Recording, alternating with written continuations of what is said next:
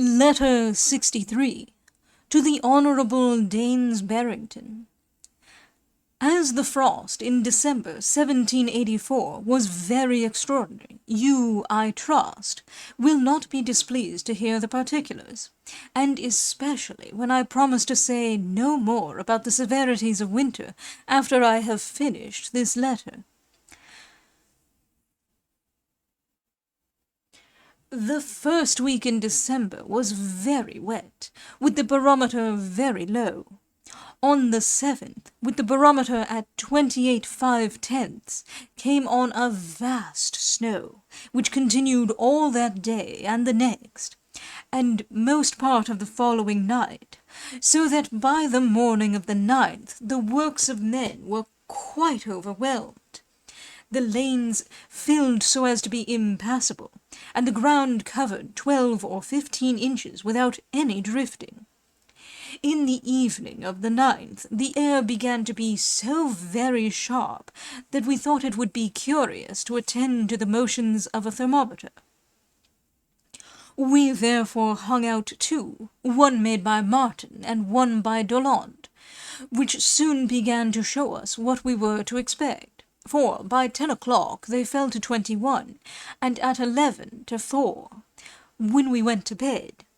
On the 10th, in the morning, the quicksilver of Doland's glass was down to half a degree below zero, and that of Martin's, which was absurdly graduated only to 4 degrees above zero, sunk quite into the brass guard of the ball. So that when the weather became most interesting, this was useless. On the 10th, at 11 at night, though the air was perfectly still, Doland's glass went down to 1 degree below zero.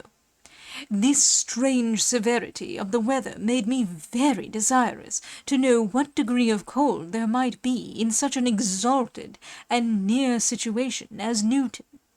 We had therefore, on the morning of the 10th, written to Mr. Something, and entreated him to hang out his thermometer, made by Adams, and to pay some attention to it morning and evening, expecting wonderful phenomena, in so elevated a region at 200 feet or more above my house.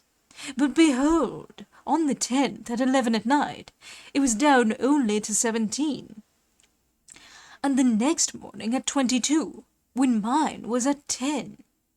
We were so disturbed at this unexpected reverse of comparative local cold, that we sent one of my glasses up, thinking that of Mr. Something must, somehow, be wrongly constructed. But when the instruments came to be confronted, they went exactly together, so that, for one night at least, the cold at Newton was 18 degrees less than at Selborne, and, through the whole frost, 10 or 12 degrees, and indeed,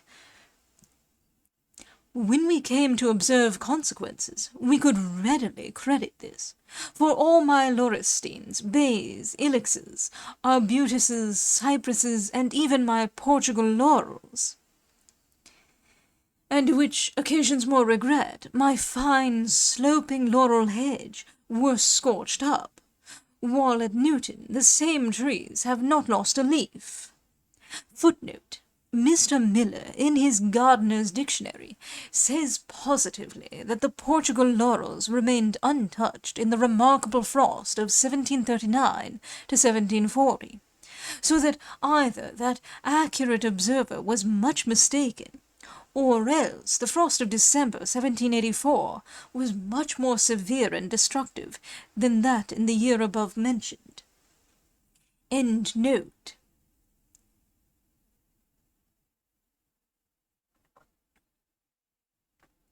We had steady frost on to the 25th, when the thermometer in the morning was down to 10 with us, and at Newton only to 21.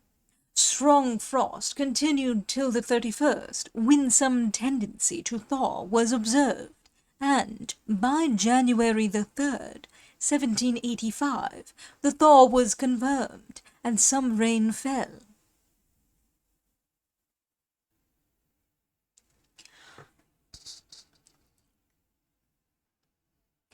A circumstance that I must not omit, because it was new to us, is that on Friday, December the 10th, being bright sunshine, the air was full of icy spiculae, floating in all directions, like atoms in a sunbeam let into a dark room. We thought them at first particles of the rime falling from my tall hedges, but were soon convinced to the contrary, by making our observations in open places where no rime could reach us. Were they watery particles of the air frozen as they floated? Or were they evaporations from the snow frozen as they mounted?